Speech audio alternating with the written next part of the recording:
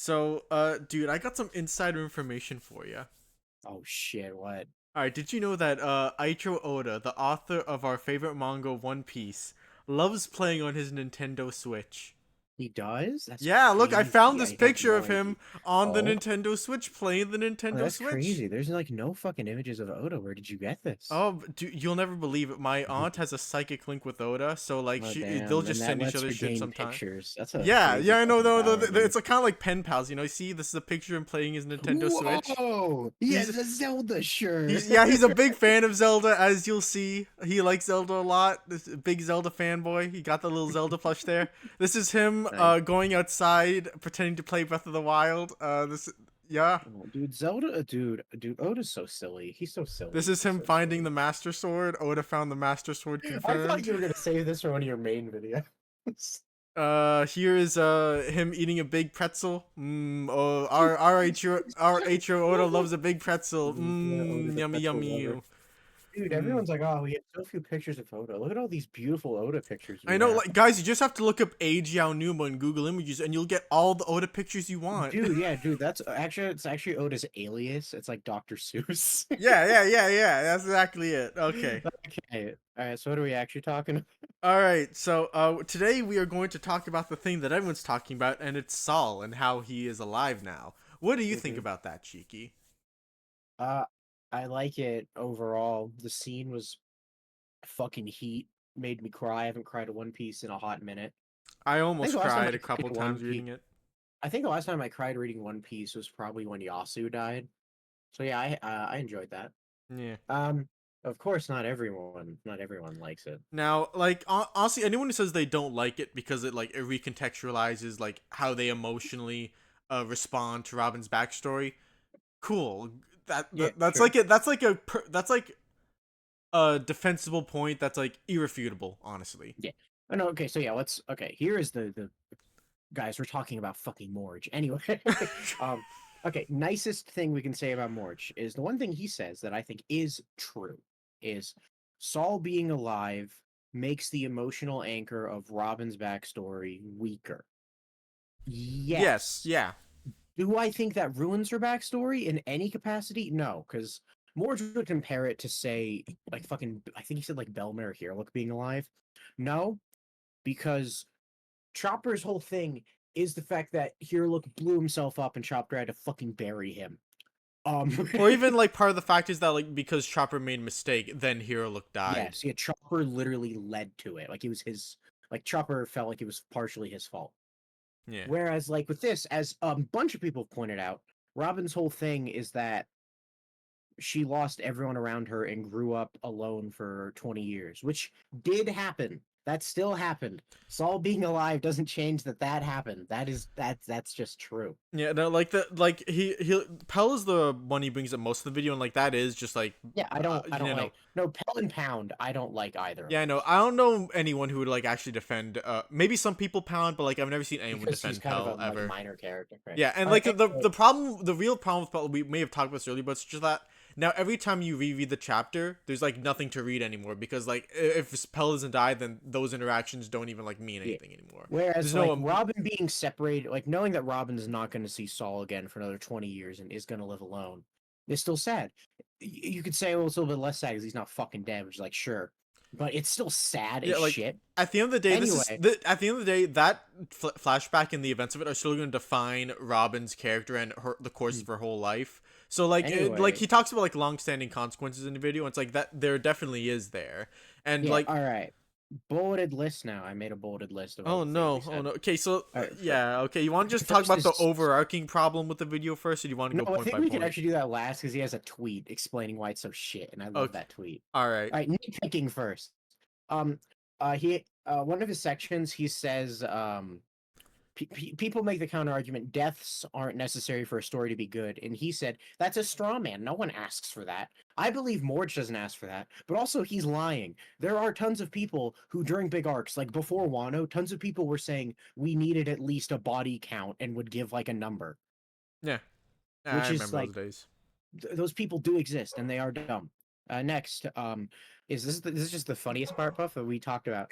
Even though Morj correctly points out that arguing the logistics of Saul being alive is not relevant to arguing the emotional weight of bringing him back, he still spends the the largest section of his video is him arguing about the logic of Saul being alive. Because Morj wants to act like a fucking intellectual, but he's a debate nerd and he can't help himself. You know, I honestly like I get that like it's Twitter beef, right? Like he really gets into Twitter beef. So like if this is the comment he got the most, maybe that's why he felt the need to. Oh, he got a lot of people underneath his initial video saying I don't care about the logic. But what's funny is his pinned comment in response to that was saying, um, was him saying it's not about logic. That's irrelevant to my point. But then he makes it like the crux of his fucking video.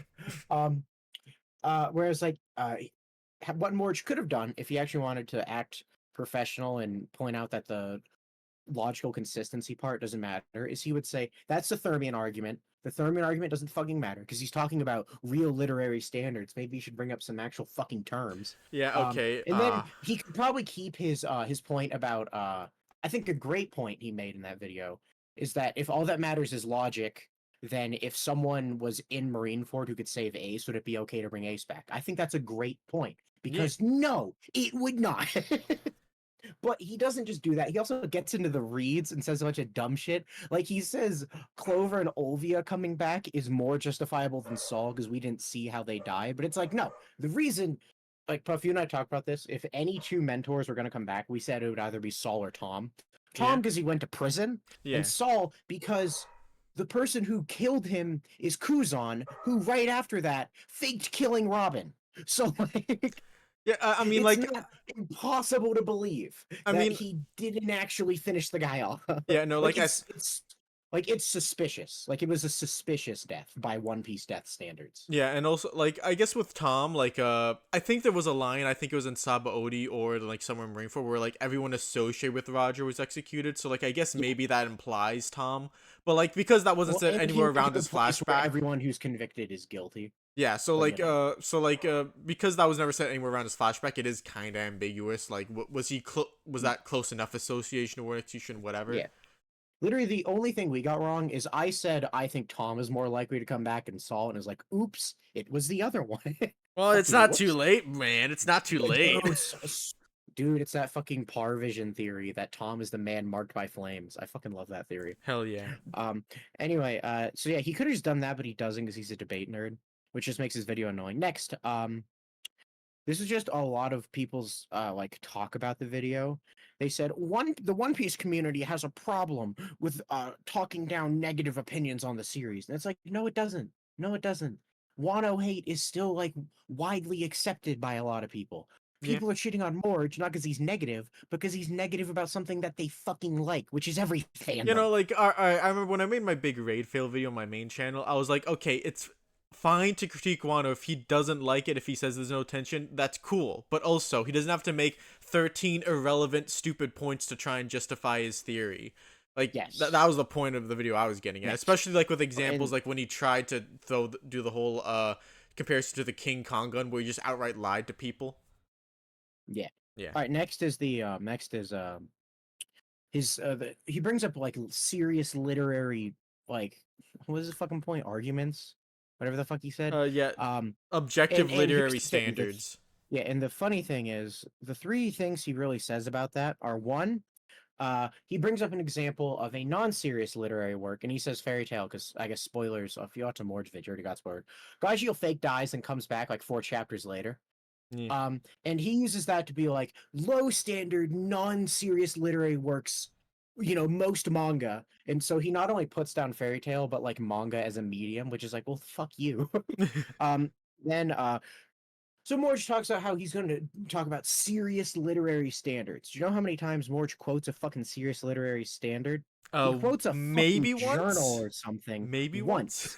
And he quotes it incorrectly because the quote is about the genre that it what the fuck the genre of tragedy. Yeah, and how tragedy is a genre is based around the idea that things don't always work out okay in the end. But the thing is, One Piece's genre is not fucking tragedy. It's Right? like comedy action adventure. Like the one time he like decides to cite something, it's just, oh, here's the definition of this genre, which One Piece is not, and then it's just like, Mhm. well, he keeps talking about like objective standards and all that. Well, he never like, Yeah. because this is the problem with people who try to bring up objective standards in like Twitter debates and stuff. Because like this only ever happens in Twitter debates, by the way. Is like serious objective qualitative analysis of any literature is all just Twitter beef. It's all made up for Twitter beef Yeah. and YouTube videos and stuff. Because when you go to actual academic spaces, I'm pretty sure 99% of the literature about like storytelling and analyzing it is not about qualitative analysis. And if it is about qualitative analysis, it'll always have the appendix. Well, it's mostly subjective because again, this is a soft science. Like Yeah. there's like I Oh, remember I argued with like this one guy once where he was just yeah. like, well, dude, like there's so much writing, so many years of study about like, storytelling and writing and stuff. How can we not have an objective standard? I'm like, okay. Have you ever taken a philosophy class? Day one you'll be like, yeah, we've been studying philosophy for like as a society for like hundreds, maybe thousands of years. Also, don't expect any definitive answers because this is a soft science. And it's like, Yeah. okay, cool. I can bring up an actual example of something semi-objective that a lot of people are taught about English, even in like American high schools, which is American acts, which is not American, like Western story act structures and like the hero's journey cycle. And we're taught that, and we're taught that like not it's an objectively good thing, but it's like an objectively common, observable storytelling trope. And then Morj himself will actually bring it up a lot in his videos to talk about why he doesn't like an arc or something. But Yeah, what's like funny the plot is graph is his best friend. but what's really funny is even that, which people say can be objectively observed in a lot of stories. Famously in Japan, there's a much more common act structure that is used there as an outline. And there's similarities and differences because even that, which is the objective, is just it's easily observable because you could use whatever the fuck you want. And then okay, let me keep going through his things. I'll save Lord of the Rings for when he brings up his dumb tweets. Next, he said, a dead guy coming back will always be heartwarming and good in his response to why people like the SAUL thing. And I feel like there's a really easy counter argument to that, Puff. How many people thought Pound being revealed to be alive was heartwarming and good? I didn't. Some I was people. annoyed. Yeah, no, like I didn't like it. I was just like, oh no, it's Yeah, another or like Pell. Pell. People weren't heartwarmed when he came back. And Morge's argument, and you could say, well, the Robin scene is meant to be better, and I agree. But Morge's argument was the mere fact of bringing back a dead character is automatically heartwarming, and it's fucking not. The Robin scene is heartwarming because it's a good scene. Then, one thing a lot of people point out that I brought up earlier is, even if Saul's not dead, all the fucked up things that still happened to Robin still happened. And then Morch said, "Well, if a death can affect a character even if it doesn't happen, why does any author kill anyone?" Which is such a stupid fucking question.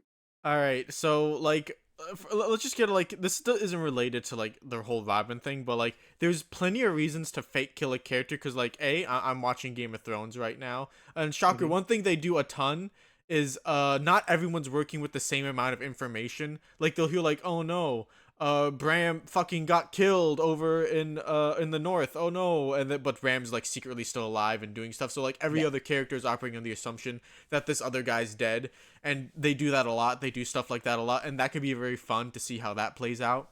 yeah. Uh, B, uh, Morge, have you ever seen a Shakespeare play? Because Mhm. Shakespeare loves, well, I wouldn't say loves, but he No, fakes no, not kills. that. No, Puff, we can save that for a second. We bring up his tweet. Oh, No, okay. what I wanted to talk about with just if I no, it's just Morge's concept that he basically says if it's okay for the mere consequences of a death to happen without the character dying, then every author would do it. And it's like, well, that's just him intentionally pretending that's the only purpose of a death. Yeah. That's not true. For example, Corazon dying isn't just to make Law sad. Corazon dying is the culmination of Corazon's character arc and also very deeply tied to Laws and Doflamingos because the whole point is Corazon, despite repeatedly saying Doflamingo was born evil, he was born evil. At the end of the day, Corazon can't bring himself to fight back against Doflamingo because after seeing Law, he realized it's not true. Doflamingo is just another person like Law who was destroyed by the world, so he can't bring himself to kill him, and then he dies for that. And that's the fucking and him coming back would be kind of weird because that's the whole point is that Corazon was wrong about his life and dies to make up for it, both with the brother that he couldn't save and with the kid who he wants to save. Yeah. Because death is just like a way to end a character arc. The only point of a death is not to make other characters sad. That's not the only fucking point. Yeah, like, and let's use an example. He used Gajeel fake dying. The reason why I would argue that like the author did that was because Gaju literally would not say these things and confess to Levi if he didn't think he was about to die, because he He's a has stubborn fucking ass. yeah, I know, he's an insecure tough guy, so he's not going to say these things unless he thinks this is his last chance to say it. So Yes. like even if we want to admit that like doing that scene is bad, at the very least in character this is a good way to get Gajul and Levi's relationship to progress. At the very least you can give that. You can argue that there's a plenty of other ways to do that. Yes, absolutely, there's always other ways to do that. The only limits the human imagination. But like, why do we have to cross out all possibilities related to fake deaths? I just don't agree. Yeah, so basically you can there are reasons to kill and to not kill a character. The other thing is like here's just another really easy thing, Puff. Just another reason to kill a character and not secretly bring them back. You want them out of the fucking story. Yeah. Like Puff, Game of Thrones example. We don't even have to say names. Think of how many people have died in the show where them dying radically shifts the politics of the show, and them coming back would kind of fuck all that up. Yeah. You can think of plenty. Next, as Morj just says something funny, he says it's technically sad. It's not technically sad. It's either you're sad or you're not. No, like sad. you can't call something technically sad. Sadness is a human emotion. You either feel it or you don't. Mm-hmm. All right, now we can get on to his tweet, Puff. All right. I will read. Please point me to a serious literary work that has a false death scene and that is praised as good writing and not a critique of said work. At the end of the day, I could sum up the argument with an objective fact. Respected writers don't do this sort of BS and leave it at that. All right, Puff, you can bring up Shakespeare now. All right, so Shakespeare actually does fake kill a handful of characters throughout his plays. Sometimes, like, I wouldn't say, like, I don't think any of them, at least that I know of, are comparable, like, directly to, say, Pell. But, like, I know, like, in his most famous play, and arguably the most famous scene in his most famous play is, like, about a fake death, and it's Juliet's from Romeo and Juliet's. And wait, Puff, are you telling me that it's okay because all that matters is that Romeo thought she was dead? Well, yeah, because like, and you could argue like, well, let both of them die in the end. So was that okay? Well, it's like, no, I'd say like the fact that she only fake died like is kind of like how you get that setup that made that famous scene that is stuck with human society for hundreds of years. Yes, like the reason we get the scene of Juliet having her emotional death is because she fake dies and Romeo kills himself. Similar to how in One Piece, the reason Saul and Robin's reunion is so fucking emotional is because Robin thought Saul was dead for 20 fucking years. This is a weird example, but like there's also this other old novel, The Count of Monte Cristo, where like the whole premise is about like a character fake dying. Like the main character, he's this big important person, then people kill him and backstab him to take his shit, and then he's like, fuck those guys, I'm still alive, I'm gonna get back at them. So he comes back with a new name and everything and just tries to ruin their lives. And again, like that's not comparable directly to like what he's talking about with like Pell and Pal, where it's like, oh, fake sad. Problem. He's not talking about one-to-one scenes. He's just asking for examples of authors having fake death scenes. And it's like, yes, there are fucking plenty. All right, Puff, let's talk about more contemporary authors. First, Morj tried to counter the obvious own that everyone and their mom thought of, which is Gandalf. Where Morj said, well, actually, the show didn't really have a choice because the book is more told from a historical perspective. It's like, first of all, that doesn't make sense. The show still portrayed it as an emotional death scene that then was revealed to he's fucking fine. So that doesn't make sense. The movies aren't respected pieces of literature, but the books are. They're the most beloved movie trilogy of all time. Well, they had no choice. I mean, the book was like that, so it kind of just had to, you know. But wait. Here's the thing, actually. So, but what's funny is most people don't care that Gandalf's alive. But actually, I know one guy who's pissed that Gandalf got brought back, a book reader. So this actually applies to the books, not the fucking show, Morj, or the movies, which is George R.R. Martin from A Song of Ice and Fire. said Oh that wow. he was actually really mad that Gandalf got revived. So that's interesting. That's because George R. R. Martin thinks death should have like a lot more weight behind him. Whatever, I don't care what his opinion. But okay, so speaking of George R. R. Martin, let's go check him out. Um, Book in the books, I guess I'll try to keep this vague. There's a very, very important emotional scene where a lot of characters die, and it's really fucking intense. And then one of those characters gets revived by the revival boys. um, and that's just a thing that happens. I know, and like it's basically just used as a continuation of the arc where they go on like a revenge spree, right? It's about an exploration of revenge. Yeah. And So also, as everyone who's caught up with the Song of Ice and Fire agrees, the person who died at the end of the last book is being brought back. Everyone fucking agree.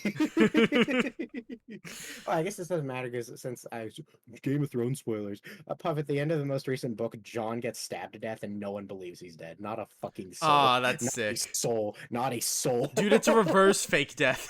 No one thinks he's not a single fucking reader.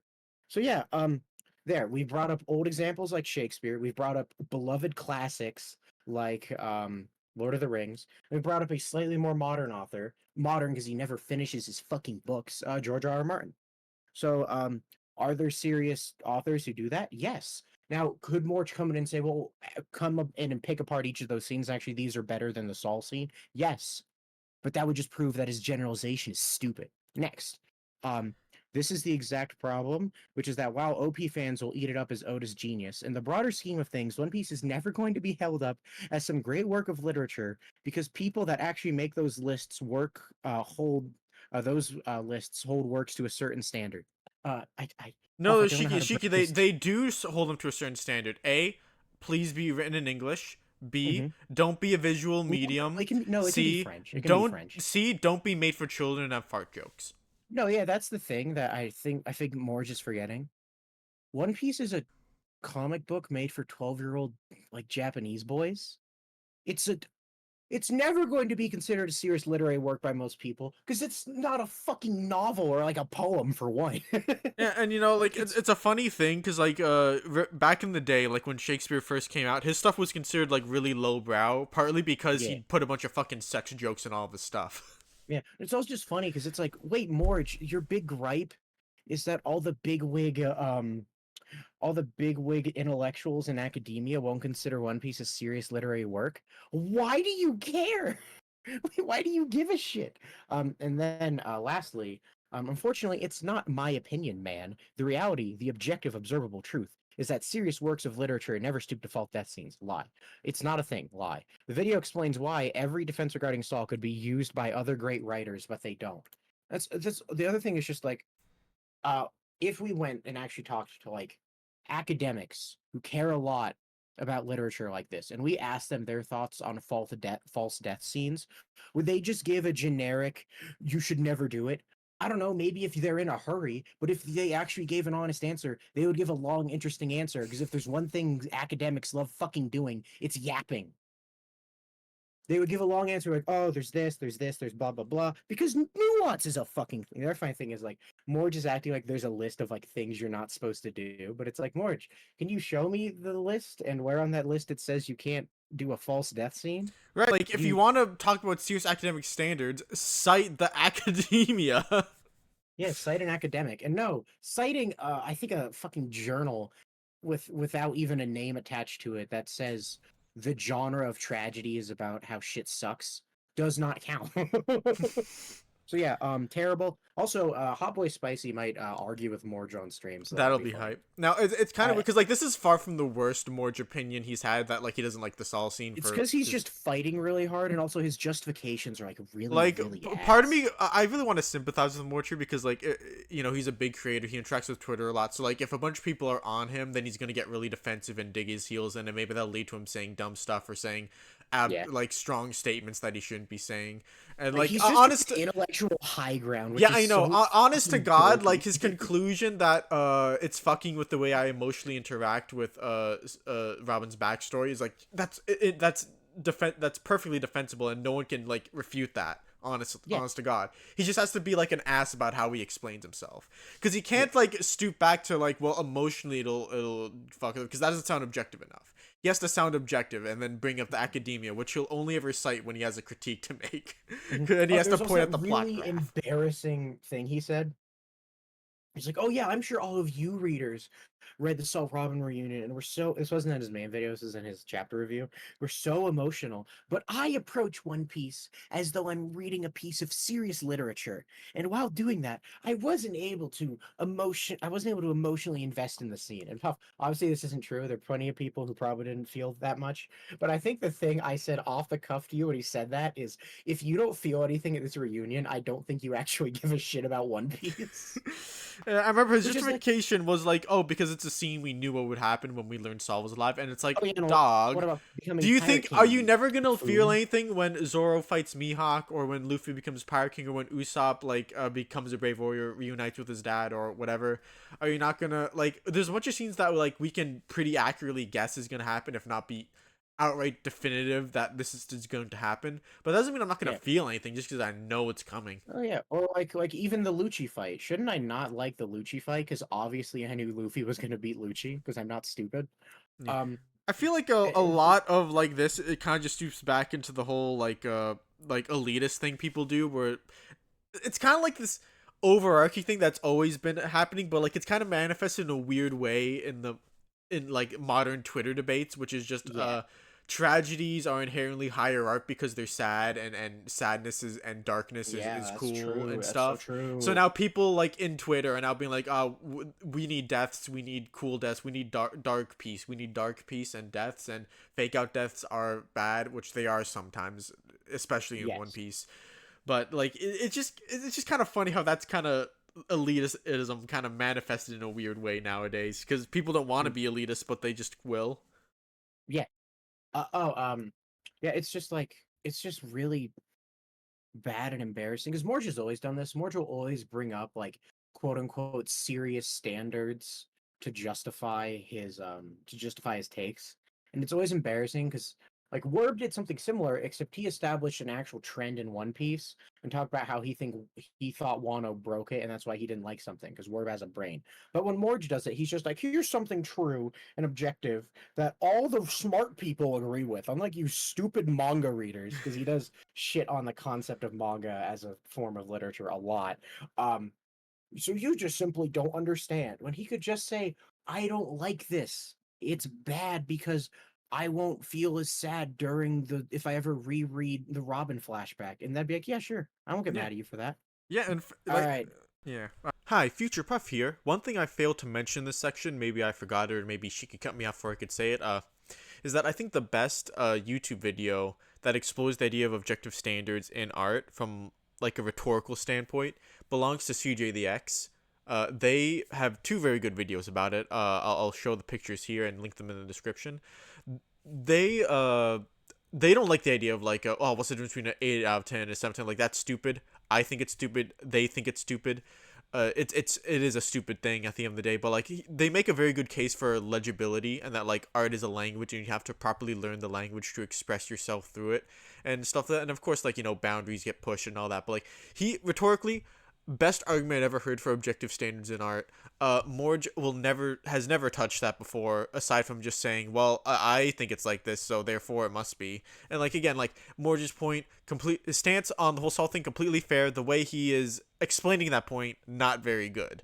All right, I think we talked All right, enough which about YouTuber are that. we talking about next? Because we have a few more. I was actually wondering if we could talk a bit about the last couple chapters first. But yeah, sure, we can speed run that. Let's All do it. right, dude. Shiki's back. Oh my god, he's fucking it. Okay, here is the Well, problem. you're an idiot for thinking Shiki's back, because it's Yorki. No, okay, here are the pros and I'm cons of I'm saying ride or die for Shiki. the Yorki theory. I hate the Yorkie theory, not because it's a bad theory, but because if it happened, Randy Troy would be happy. I'm that fucking Star You Wars don't meme, want Puff. you don't want Randy I Troy to be don't, I happy. don't, yeah, no, Puff, I'm the fucking Star Wars meme. I don't need to win. I just need Randy Troy to lose. No, but pros and cons of the Shiki theory. Pros: Shiki is so cool and awesome, and I like him, and I want him to come back. Cons: that silhouette does not have a fucking wheel on their head. There are exactly two ways to make that okay. One, they take the hat off and the wheel is magically there. It That would just be really pops up funny. like hair. Uh, Two, he cuts it off and we see little stubs, and he's like, "Yeah, I tried cutting it off and it didn't work." Those are the only two acceptable ways. Because Shiki's design, I mean this genuinely, Shiki has one of the greatest designs in One Piece. He's It's so cool. fucking amazing. Dude, he has a fucking wheel in his head and he has swords for legs. He's like the greatest fucking character of all I time. know, he's so cool. I um, mean, I feel like and obviously one of the biggest cons for the theory is that Oda has said that like when he sees something happen in a movie, his motivation to include in yeah. the manga drops. So I imagine that would Also, definitely apply to just like Shiki, like whose whole Shiki life already had an story is in yeah, his like she movie. yeah, Shiki already had an arc in the movie, which was actually very similar to Kato and Big Mom's arc. So like, also just funny power scaling reason we can't bring Shiki back if he has the same powers that he does in the movie. Shiki can control water, It's pretty which big. is objectively a It's really pretty unfair big. power. Yeah, that's just the thing he can do. That's how he beat Luffy the second time. That's just so yeah, there's that. Yeah. All right. Scopper. Puff brought up a great point with Scopper, which is every single Scopper theory sucks because they just have him be Rayleigh too. Yeah, it's always just like, oh, he's gonna show up, teach Luffy hockey, and then like just be a guy. And they never make him sound exciting, even though they will just keep saying, "I'm so excited to meet Scopper," because uh, like I brought up to you like one of the few ways that they can make Scopper feel unique or different from Rayleigh is if like he has a different opinion of Roger than Rayleigh does, which is like maybe Roger wasn't perfect, or maybe like he's become disillusioned with something over time, or is skeptical about something over time, or like just make Yeah, him sound different from Rayleigh in some way, or like give because him a different every single perspective than Scopper Rayleigh. theory is literally just Rayleigh the second. I Like they give know. him an identity, and that's not fun. That's just Rayleigh, but again, that's so boring, and I don't care. All right, And like not that you have to make him like a villain or anything like that, or even make him negative. Just have him be like, give him some role that distinguishes him from Rayleigh. pretty clean. And that's yeah. Is that all we have to say about the bad opinions on the recent chapters? Not entirely. Did you know that Luffy attacking Loki was out of character? What's really funny to bring up about that is like, guys, you know, Luffy has future sight, meaning he knew the attack wasn't going to hit Loki, meaning it was just an intimidation play. And also, Luffy was kind of just lashing out of rage because he likes Shanks. Yeah, like, did you guys forget that it's actually very consistent for Luffy to attack people who insult his friends? Like, do you remember, like, don't talk bad about Usopp during, like, Water 7, Syrup Village, and stuff like that? Yeah, Luffy Luffy likes stands up friends for his friends, and cares. even, yeah. And the way people talk about it sounds like Luffy just fucking beat the shit out of a man tied to a post when he didn't even hit him. If Luffy wanted to hit Loki, that attack would have hit because Loki is stuck to a fucking tree. He can't move. So if Luffy wanted to land that attack, he would have. So stupid point. Yeah. All right. What is next? All right. Are we going to back to another YouTuber this time? We're going back to an opinion we heard in a YouTube video. Oh, this one. Okay. All right, so someone on Worst Gen forums brought up the amazing point that Zoro hasn't opened his other eye yet because the merch team would die. They would go insane. They'd have a crisis. The point is basically all the post time skip merch, all the merchandising has Zoro with his eye closed with a scar over it. And that if they change, they'd have to do something about that, which is the dumbest point in the world because one, what about the post time skip designs? And then two, what about the fact that the Straw Hats get new designs every arc? Like every arc, I every know. arc. If anything, if Zoro had like a secret eye power, that'd be huge for the merch team. It was like, all right, now get the fucking Zoro figures with his eye open with the Sharingan. Get the Zoro pins with the Sharingan on it. You Get want the the even Zoro bigger stickers with the Sharingan on it. if you want to make it even bigger, if he can What? open and close his eye, because that means for every new outfit, they can now make an eye open and an eye closed merch of it. Yo, a So holographic sticker where he's like winking and yes, then oh, like you turn it. wah Yeah. winking wah. So basically, that was just a horrible point. It's like no, the merch team more designs is good for the merch team. It'd literally be like when Robin got his haircut, you're like, I can't believe Oda would do that to the merchandise team. How are they gonna handle it? You're gonna have to change all the Robin figures to have a different haircut. It's like, no, they're gonna make new ones that people will buy. All right. So All yeah, that was right. funny. I think Ultimate Yonko was the one who cited that. Yeah. He's a funny guy. All right. So next we have an Ohara opinion. Oh Okay. yeah. So as we all know, Frankie's voice actor stepped down from the anime, which it Which was makes kind of sense because sad. he Yeah. looks fucking malnourished. Yeah, and you know it's kind of sad to see him go. He had a really good voice. Yeah. I'm gonna miss him. Hopefully, whoever takes his place can live up to his the precedent he Yeah. set, which is just My take get on really that, good. I think my take on that I told you is if a bunch of little American kids grew up watching Dragon Ball and like 1 in 4 of them have a Vegeta impression, all the kids who grew up watching One Piece, at least a few have got to have a good Frankie impression. that's Yeah. that's my thought process there. Yeah, but apparently Ohara uh has a funny interpretation of the statement he said when he stepped down, Yeah. which like Like Ohara in does live in Ohara's Japan. defense, He lives in yeah, he Japan. could Maybe he like he could read it better than us. So yeah. maybe he understands something there that we don't, but he didn't really word it that way. He kind of just said this. Or Frankie's VA said something along the lines of like, I'm not able to match the version of Frankie that I have in my head. And he took that as, aha, he's talking about how Oda underutilizes the Straw Hats and flanderized them in the post time skip, meaning Frankie's VA quit because of that. Whereas the first take I and I think all of Okara's commenters had, which is, I think it's more like the youthful hyper version of Frankie he wants to do. He physically can't because he is too fucking old. Yeah. That's how I took it. I kind of like when he says that he can't match the Frankie in his head. It's like he knows what his Frankie sounds like that he's been doing for 20 years, and he can't do it anymore because he's getting Right. old, or like it's getting harder Yes. for him to. Maybe he has to strain his throat too much to do it, and that's not Yeah. good. So he's stepping down. Yeah. Yeah. All right. Yeah. Just a minor thing. I'm not that mad at him, but it's just like that's a weird interpretation you took, Ohara. I don't know why. If it is like the what he more meant by the Japanese, like if you actually read it, then like I kind of wish you said that. Yeah. All right. Are we talk about Jello Apocalypse now? Because there's an All actual right. thing. Sure. Yeah. We're okay. Here's what we're gonna say about Jello Apocalypse. It was a video made by a guy who watched One Piece while scrolling on his phone, and then looked up bad takes on Reddit, and then asked his friends for some of the things they disliked about it, and then made a dog shit video. Yeah. Honestly, like I don't even really want to humor it because like it feels like it didn't even like it's not worth interacting with. It's just like no, that's false. You could point at this chapter. I cite this chapter to prove you wrong or whatever the hell. Yeah, it's yeah because it doesn't feel like it's made by someone who actually like gives half a shit And about obviously, One like Piece. yeah, and obviously because like he's putting on a funny voice. It's a comedy. It's like well, how many of these are jokes and Oh, how many I'm of these are serious joking. opinions? Yeah. They're probably all jokes or whatever. Like it's probably the point of the video The is just to be funny and put on a silly voice at the Yeah, end of the day. I think the one I'll critique him for is when he to call out the fact that Oda, annoyingly, like a lot of people, has fan service of characters under the age of 18. He does it through the lens of implying that Oda doesn't give a shit about his own daughters, which is fucking disgusting. That was That disgusting. that one joke was really fucking gross. Be beyond that, just horrible video. When he says, "Oh man, Oda should really stop overworking himself," it's like, shut up, you fucking bitch. Every mangaka does that. You don't give a shit. You just implied this man hates his family. Yeah, or Uh, like when he brings up like Gross. he never credits his assistants, and it's like that's your favorite manga does that. Whatever your favorite Also, manga is, it does that. also that's Unless it's My Hero that's Academia.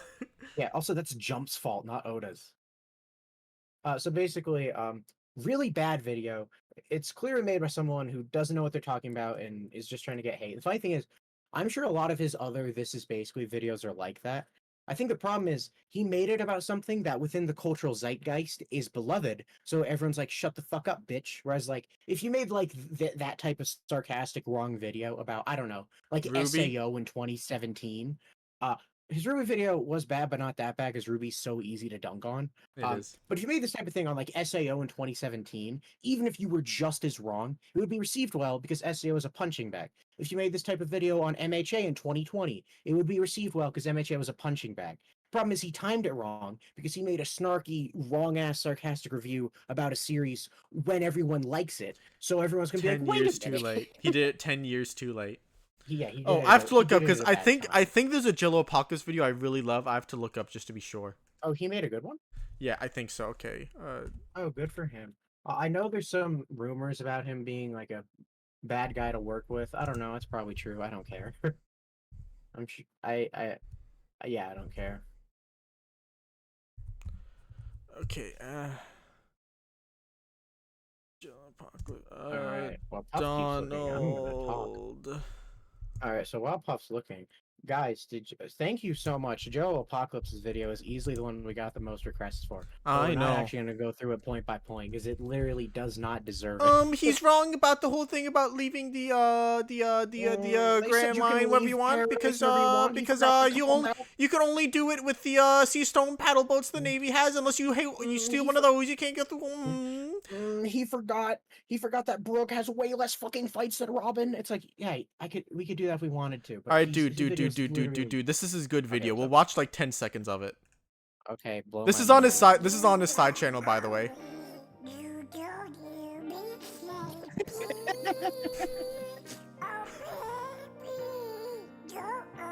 Simple and clean is the way that you're making me feel tonight. It's hard to let it go. So Okay. yeah, he made a horrendous video. Now for one more One Piece YouTuber, Puff, our favorite One Piece YouTuber. Our favorite one, Randy Troy? No, of course not. You fool. Oh, Morj? No. Oh, yeah, we already talked about Morj. What if Ben Shapiro used One Piece music in one of his videos? No, he would never do that. He would never do that. No, not Benny Boy. He's too old to do that. Alrighty, so Matt Walsh apparently cut a video in which he talked about his 5 most overrated films. I want to go through that because there's a lot I agree with Matt about, but his film takes are some hot takes. It was a silly little Benny Boy would never do that. He's a silly guy, but he doesn't. Yeah, I'll put the clip in. I wish you got my live reaction to that because I was fucking baffled. Dude, tell me, you just said, "Hey, what's wrong with this video?" And I was like, "Wait a minute, wait a fucking whatever Zoomer editor Ben Shapiro hired is definitely fucking with him at some point." Because my God, just playing the One Piece sound for no reason is so funny. I never thought I would see Ben Shapiro with One Piece music over him, like in his actual like channel. Yeah, no, yeah. 1 minute Ben Shapiro's like, "This person is saying CEOs should be afraid because they're bad people. How dare they?" And the next he's like, "Luffy will be pirate king. He will overthrow the world government." And just playing like that confrontational One Piece. He was like, "I'm gonna beef with Matt Walsh today." So that was fucking goofy. Yeah, I think that's it for YouTubers. So yeah, we gotta. Just a lot of fucking YouTubers with some takes recently. Yeah, okay, we have one here. Do you remember Shounen Oji's Wano video? Do you remember it well? His Wano, the one where he's just, well, he did that rat thing he always does where he's like, "I'm not saying it's bad, but a lot of people are." And like they gotta have a reason that they believe that, right? Kind of it's the Super Eye Patch Wolf thing of being the little rat. Yeah, it's like, I'm gonna make a point about why these people must not like it, I guess, and then he'll bring it up, and it's like, do you want to substantiate that? And like, no, and then he'll move on to the next point, and then that's it. They were basically, he never substantiates his claims, but whenever he does it just by saying, "Well, people on Twitter," which is like goofy. Oh, we can talk about his fucking mascot video. Oh yeah, that one. Okay, so he made he made a video comparing Chopper to the psycho granny from Dandandandandandandan. Yeah. And it was bad because for one, he implied that Chopper stopped being a character because he gave this really disingenuous read of Wano where he's like, "Chopper didn't stop the smiles? What a fucking idiot." It's like, dude, did you forget the Ice Oni fight? Are you a fucking moron? Or, did you forget that Punk Hazard happened? And, like, he has an ongoing rivalry with Caesar throughout... Yeah, he did, throughout several arcs. Chopper had an ongoing rivalry with Caesar. That culminates with him having to sadly accept Caesar's help, and it's really interesting. So, yeah, there's all that. And then the dumbest point he makes is he says, the mascot needs to be the character that exemplifies what the series is about the best. And it's like, no. That's Luffy. Luffy's the mascot for One Piece at that point. He's the perfect mascot. He effectively is in a lot of ways when you really get down to it. Yeah. If I had to pick a Dandadan character who best represents what I like about Dandadan, I wouldn't pick the stupid fucking cat. I would pick like Ayase, the main girl. So just stupid fucking point. It also brings up Pikachu a lot. but he doesn't bring up like any of the actual things that make Pikachu a good mascot, which is like the fact that he's like a perfect balance between cool and cute. Yeah, Or like the cool fact to that, kids and cute to adults, and a little bit of both on both ends. yeah, or the fact that like Pikachu's design evolution over time is to make him, it's kind of similar to how Goku got taller. They're making Pikachu longer so that it's easier to animate him in more dynamic ways. A lot of interesting stuff there. No, it's just, dude, Pikachu was an interesting character sometimes in the Pokemon anime. It's like, God, what are we even talking about? First of all, it's Pikachu as a concept, not Ash's Pikachu. There are plenty of promotional material about different Pikachu. Currently in the Pokemon anime, the main Pikachu is called Captain Pikachu, and he's a fucking badass. um, it's just like it's just a terrible video where he doesn't understand what it means to be a mascot and what makes a good mascot. And also, it's just like, dude, or like if we want to talk about actual good thing about mascots, mascots also exist to sell fucking merch. Yeah, And which Chopper he just kind of and glazed over. which is weird because the thing is like this is where you could actually critique the running granny because Chopper is based on a Japanese famous folklore boy that people think is cute, which is a tanuki. But then also Chopper's hyper marketable. Those little Chopper plushes of him cosplaying as Buggy and Ace, I fucking love those. Those are fucking adorable. I love them to death. Yeah, There's also so many cute, Chopper's just like really recognizable, like a little guy reindeer yeah, with either super a cute. big pink top hat or the blue football helmet. It's like already Yeah. immediately recognizable Yeah. to anyone at a Whereas, glance. like, the running granny is based on something that is already a super popular knickknack in Japan because it's a lucky coin cat, Yeah. and she's like obviously she has her funny mean glare, but besides that, she's literally just a lucky coin cat. So if you want to argue about the quality of being a mascot when it comes to mascotness, she's actually worse because she's definitely less marketable because she's less distinct. Yeah. Stupid point. And also, who cares which one's a better mascot? Why do you actually? Because the thing is, he wants to argue which one's better, and clearly he just wants to argue about character, and he thinks the running granny is a better character.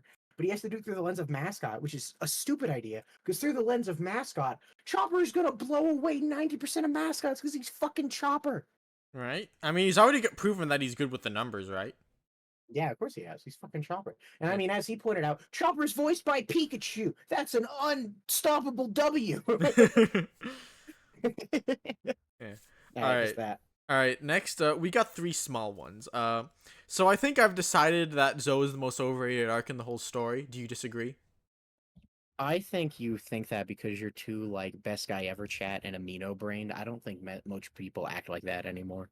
All right, fair. Anyway, moving on. You can all guess what We that can means talk for about why yourself. people say that at least. It was literally just No, because it was the first post time script that wasn't long, so they didn't go on long enough for people to start yeah, like people are complaining like, about oh, getting dude, sour it's to it. so dense and perfect and clean. Ugh.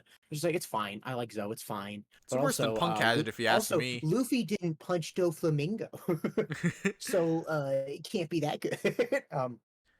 Dude, it was so What's the next different one? because like Luffy didn't fight anyone. It was like subversive, like masterpiece. Boo! Let Luffy throw hands. It's why I'm here for him. All right, what's next? Next, this is one of yours. Kuina is Zoro's best friend. Oh, okay. So this is a translation thing where I think even people that I think are kind of smart, like Vindy, said that when Zoro's talking about his best friend, he says, because he says, "For my captain and my best friend, I'll defeat you, King." And people thought he was saying, "Oh, Luffy is his captain and his best friend." It's like, no, no, no, no, no, no, no, no, no, no, no, no. His best friend's Kuina. A lot of there's some people on Twitter being like, "Oh yeah, his best friend's some stupid kid who died when he was 8." Yeah, right. It's like, Yeah. dude, Zoro's dream is literally because of that dead kid. And also the thing that I'm just parroting something a lot of people pointed out.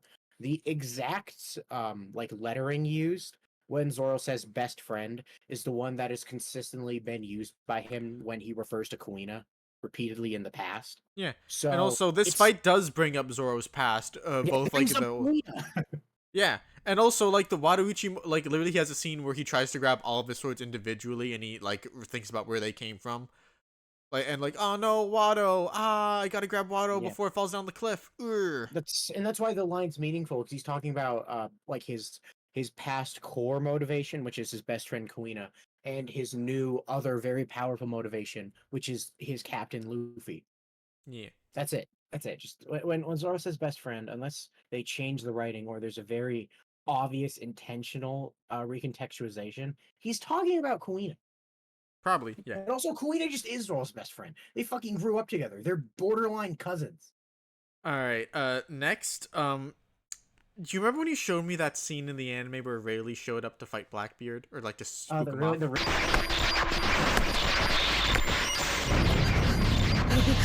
海軍の大人げないが私はお前が嫌いでね really loud one. Yeah, the fucking sound effect and mixing there was so god awful. Oh my god. Guys, I'm talking about the one where Rayleigh fills the screen with Jeepers.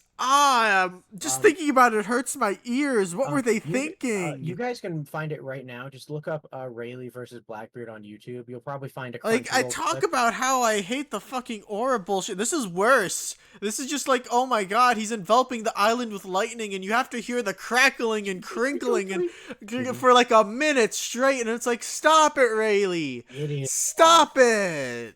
Ow. It sounds so bad. I'll play like 2 seconds of it here. And Puff, the part where he unsheathes his sword and more hockey comes out. Stop with the crinkling and crackling, please.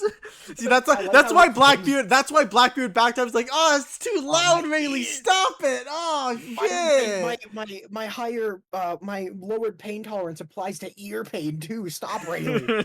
No, Puff, I like is that it stops and you're like, oh, the relief, and then he goes for a sword. You're like, oh, what's gonna happen? He unsees it and hockey comes spilling out of the sword. It's like, Rayleigh, no. Awful. So That bad. was I so. hate that scene. That's the worst scene the anime pumped out in years. I'll say that with complete confidence right now. It's definitely not good. It hurts to hear. Yeah. Okay, comments. Yeah, comments. Woo, we love our commenter. Oh, by the way, Puff, did you know we're a Bleach channel now? Yeah. Because not only is our biggest bad opinions on Bleach, our biggest power bottom video is also on Bleach. Dude, I get like a little sad thing about this. The Powerbomb Bleach video might surpass the one on my main channel. Oh no, wait, what, the Bonkai video? Yes, Bonkai is at like Bonkai video is like the best video you've made in like a year. Bonkai is at like 33K. Powerbomb is at 32.9K. Your Bonkai video is unironically like the best video you've made in a really long time. I think it's the best one I made ever. If I'm being honest. You could argue that it's easily one of your greatest videos. That's so annoying. All right. I honestly part of me is really flattered because I get a bunch of nice comments like, "This is unironically the funniest, most entertaining thing I've seen in a long time. Thank you for doing these Powerbomb things," and I'm happy to do them. They're very fun and cool for me too. But also, I put a lot of hours into that Bleach video about the Bonkais. He did. It's in the comment section. I put a link to it and I'm like, you guys can watch this if you want like hour-long Bleach content. That sounds cool. If you want. All right, here's that one Daffy Duck commenter we always get. He's basically saying that time when we made fun of people trying to force parallels on that One Piece, like the guys going to Pirate King spread. He tries to argue, well, okay, you can make connections. They're just not fights. Luffy and Blackbeard will fight. Shanks and Buggy are connected. It's like, sure, you could do that. I'm not really convinced because you could do that with almost all the characters on there because Luffy One has Piece like is a very relationship with like every character on. spiderweb. Yeah, One Piece has a relationship with like every character on that spread, pretty much. So, like, you're not wrong per se, but it's kind of uninteresting. Oh, I remember he did another video. He made another comment, Puff, which was interesting, but I disagree with him.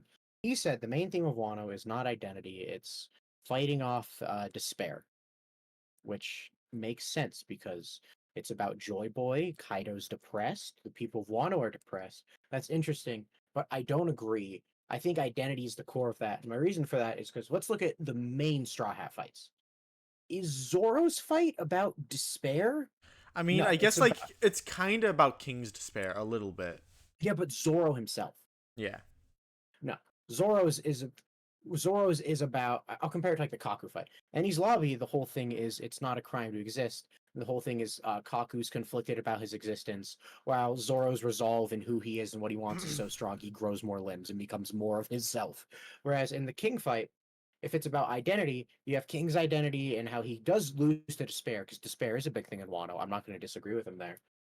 But his other thing is like he loses his name and takes up the mantle of king and serves Kaido. Whereas Zoro's whole thing is about his identity and needing to actually become a true king for Luffy. It's about his identity, and he literally ends the fight declaring his new identity, saying, "I'll become the king of hell." And the Sanji fight, you could say, is about despair, but is also equally about identity. You even have small things like why does Page One lose? Because Big Mom has the line that even pirates have a code of honor. It's Yeah. about Big Mom's identity as a pirate and how Kaido doesn't fucking live up to that because he's a little shit. Yeah, and the thing about Big Mom, you gotta remember, she got amnesia this arc. Which is also very identity coded. Yeah. I don't think he's like a dumbass because I do think obviously despair is a big thing in Wano. Kaido's depressed and Luffy is the joy boy. I just don't agree that it's the main one. Yeah. So not you a bad can make take. you can make a really cool video about how despair is used in Wano arc and not stuff. not a bad take at all. I just think that like identity is just a lot more like consistent in like the larger moments and character arcs, I think. Yeah. Let's see here. What else do we got? You can, if you have any actual screenshot of comments, you can bring this up while I look for more things. All right. Jelloacacolapse. Dude, did you know that Luffy is based off the sun god Mithras, a religion that existed right alongside the early Christianity? And many scholars are arguing now that they are inexplicably linked.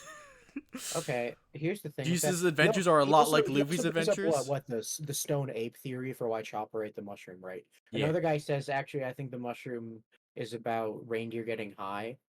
Both of those could be part of Oda's influence, but I'm going to come out on a limb here and say the reason Chopper's fruit looks like a mushroom is because it's ironic because a mushroom is what he fed Heroic to kill him accidentally. Yeah. Like it's ironic. I think it's goofy. it's just that. Yeah.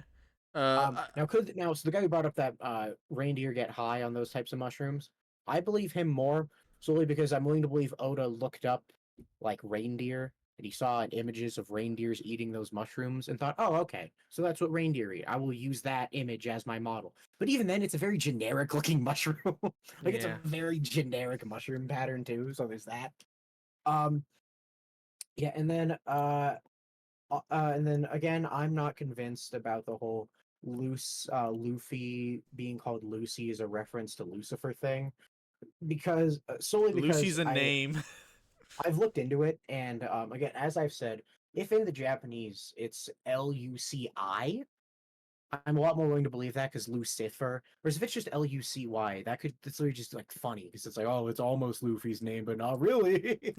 And also, you could even add the context of like it's a foreign name, and Luffy's in like Spain, so him giving himself like a European sounding name is like Luffy, master of disguise. It's funny. What else was there? It was talked And about then how like Jesus' adventures are a lot similar to Luffy's because like they go to places and collect followers and like fight oppression or whatever. That one's Which insane. like, It's like, dog, that's dude, just everyone that's just hero tropes. It's hero tropes, main No, character tropes. Also, going around and getting a bunch of friends is like, dude, I didn't know me going to college was a fucking Jesus analogy. Or like again like if it like every RPG ever is hero goes to different places, picks up new party members and makes the Yes. world a better place. Yes, or Puff Journey to the West. Yeah. Oh, wow, Wukong and his group of boys, and they keep getting more goons along the way. Because like a story gaining more characters is like, no, that's just called a fucking cast. Yeah, and it's just basic mean, tropes that can apply Oda says to that Jesus. you'd have to be a story fucking too. idiot to pretend that Oda doesn't have Christian imagery. Yeah, I agree. He has the Adam tree and the Eve tree and a giant boat called Noah. I'm not going to pretend there's none. You know, There's like just a lot he more than ends people it. pretend. He ends it with I'm not going as far as to say One Piece is Christian, but you'd be cross-eyed bedwetter to think it hasn't heavily borrowed from texts like the Christian Bible. I don't like think he's heavily borrowed. I think and he's like I very feel like the loosely weird thing is that like in the thumbnail, like I feel like this guy left a comment without watching the video because, or even worse than that, the thumbnail says Buddhism, what's that? And we talk a lot about like different religious like things that happen in One instead Piece. of talking about Bible fan fiction, we talk about Buddhist fan fiction with And then some Bible fan fiction and Roman god fan fiction yeah. Greek fan fiction on the side. It's just that One Piece incorporates a lot of it some of it will be Christian, absolutely. Some of it is Christian, we can say that like with absolute certainty, but people are overplaying it and then like downplaying the Buddhist aspects, like especially Ohara for some reason is just like afraid to use the word Buddhist now in all of his religious based No, but videos. he did in his Zoro video. But Ohara did also bring up Christianity in his last chapter review. I think he just can't help himself. Maybe that's his new angle. Yeah, that's his new angle. Ohara is so content brain. I'm going to assume he saw that was like an algorithm spike. I'm never going to assume Ohara's doing. The only things I will assume about Ohara is that he believes in Atlantis, because I think it's funny to think he believes that. Yeah. So I don't think there's anything else under the Bible piece video. Is there anything else under our last bad One Piece video? Some people are pointing out that they don't like that the One Piece reanimation for Fishing Island is kind of just Dragon Ball Kai, but like with prettier animation. It's like, dog, I'll take it. Oh yeah, I'll take it. Like, obviously, it'd be better if they invented fresh storyboards, but also, I don't care. Like I don't think I'm ever gonna get like the 10 out of 10 perfect One Piece anime of my dreams. I'm not sure I'll ever get that, but this is pretty good. We're in a good place right now, and I'm happy.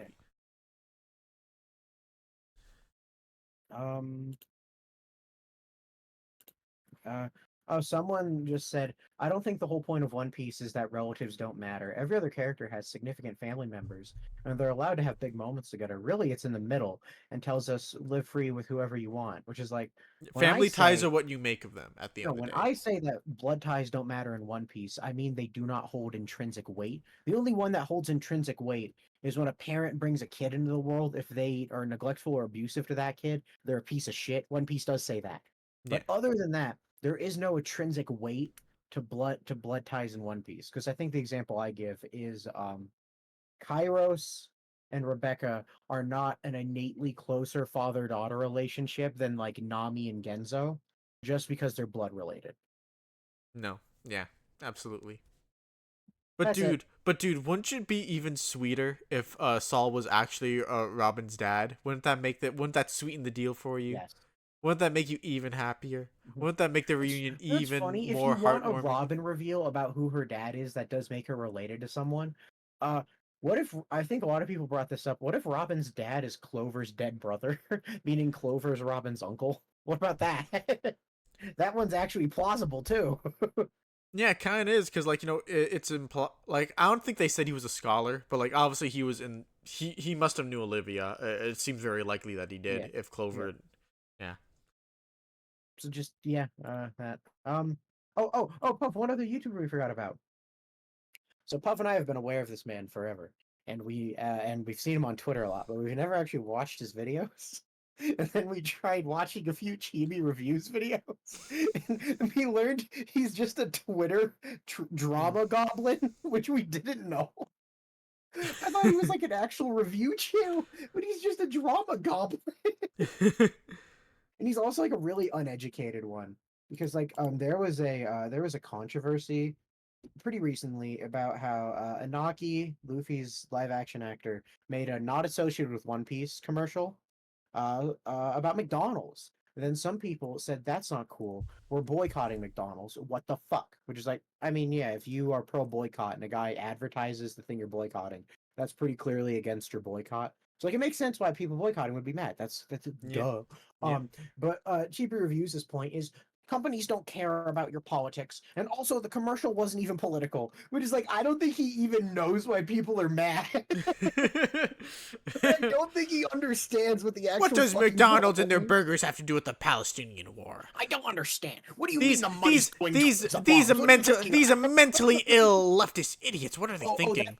That's the other thing. Cheapy Reviews loves calling people mentally ill. He will even admit, like, he got mad at MHA fans for liking gay ships again, and he back to back said they're mentally ill, and then said, I'm willing to bet most of the gay shippers for MHA are under the age of 18. And it's like, yeah, it's a fucking children's manga. Of course they are. Yeah, I know, it's unfortunate. Children share our hobby. I'm very sorry, Chibi. This is the sad truth. This is the sad truth.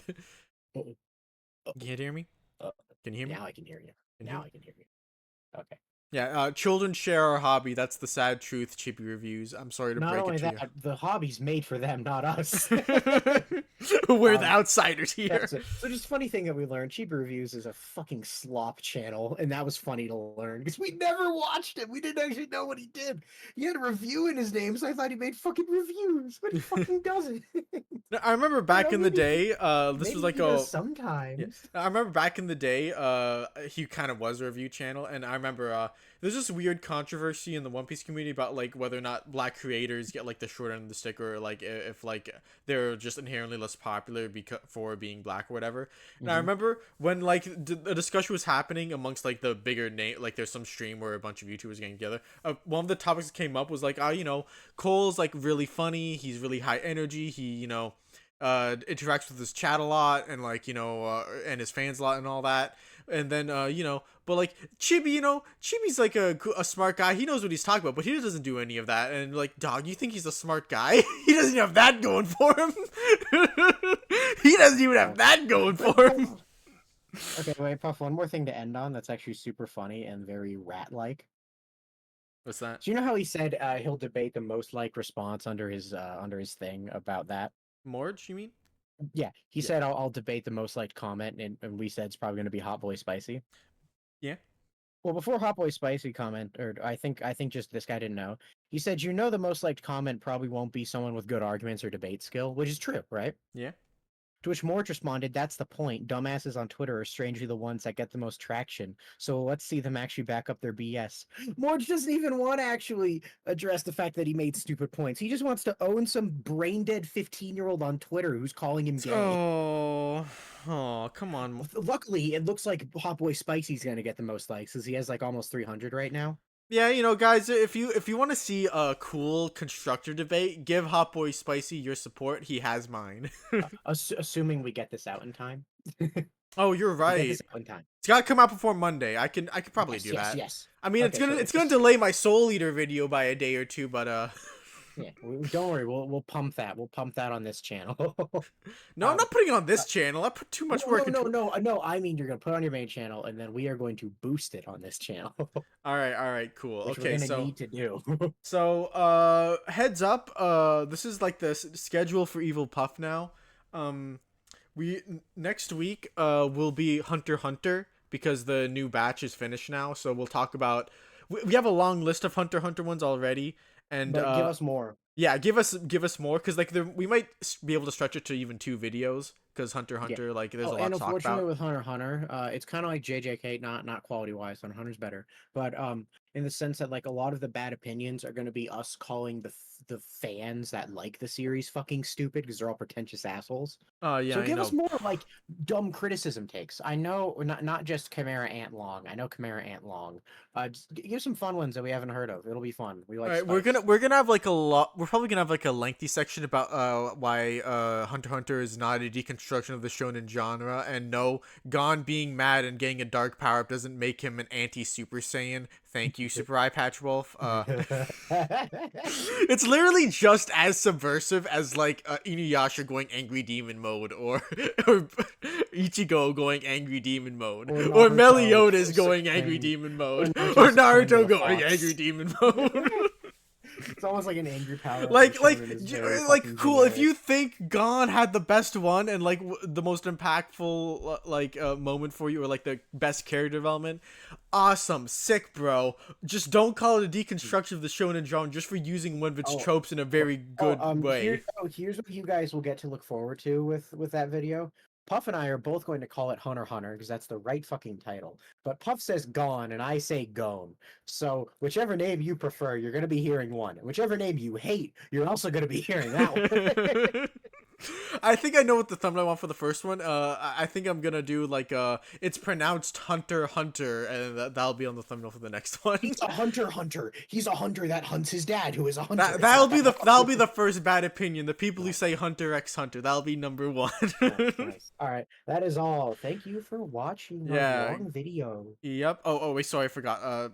Schedule Hunter x Hunter. Maybe like Soul Eater and Fire Force after that.